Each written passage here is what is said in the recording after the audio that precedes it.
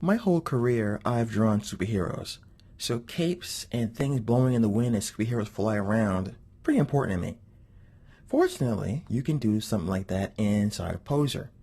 All you need is something to have the wind effect, and you need to have something we haven't covered yet, under the object menu, a wind force. So I'm going to create a wind force so we can just look at what it looks like. I'm going to go to my direct manipulation tool, and I'm simply going to rotate this guy around. And I'm also going to lift him up a little bit. And I rotate him.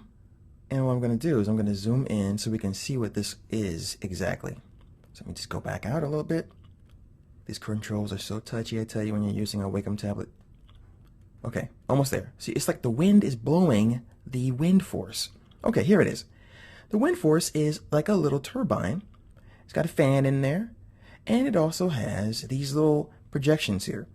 This indicates the wind itself and the range of that wind. For example, as you can see, the wind is not going to blow very far in this case. Now let's go ahead and take a look at how we can control the wind force itself. And if you look over here, the wind force has its own properties. We have the amplitude, which is the power of that wind. We have the spread angle, which is the angle of the wind. As you can see here, it's going to go very, very low angle there and a higher angle. That's really cool if you want to do things like blow something off a table and only affect that object. We have the range, which will increase or decrease how far the wind is going to blow. And we also have turbulence.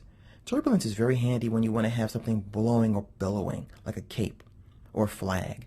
So I'm going to go ahead and increase my turbulence to 5. I'll make my amplitude 15. And what I'm going to do now is add a thing for it to blow on. I'm going to grab the square high res from the props. And what I'm going to do is I'm going to move that guy up. So let's go and move this up in the Y axis. This is going to be my cape object. And I'll also move it on the X. I'm also going to rotate my whole scene a little bit so we can see what's happening. Now with this guy, we have to clothify it. So we have to head to the cloth room, create a brand new simulation, click OK. Let's go ahead and clothify it. And then I'm going to go over here to create something called a dynamic group. That's the object that's going to be billowing. So I'll go ahead and create a new dynamic group. I'll call it cape, or we can call it curtain. It could be anything.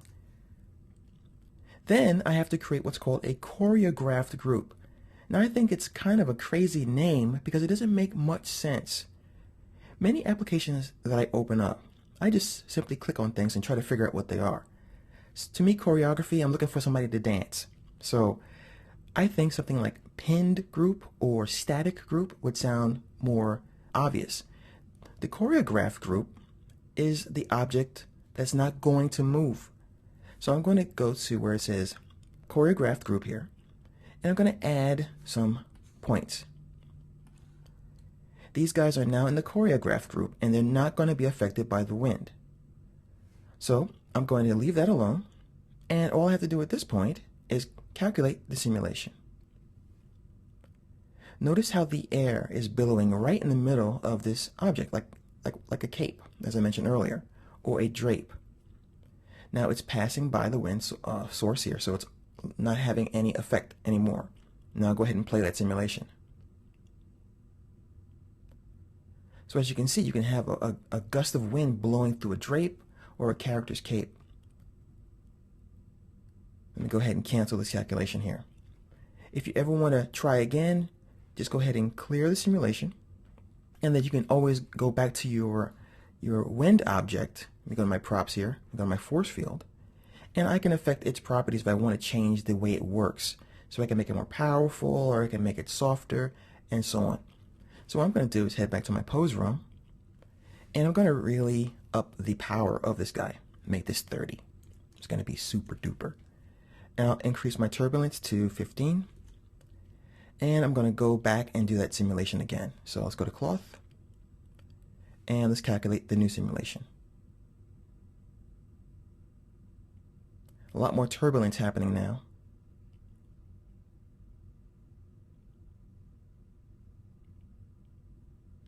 and I'll go ahead and play the simulation. And that is how you can use the wind to create a simulation of something moving or being affected by a wind source.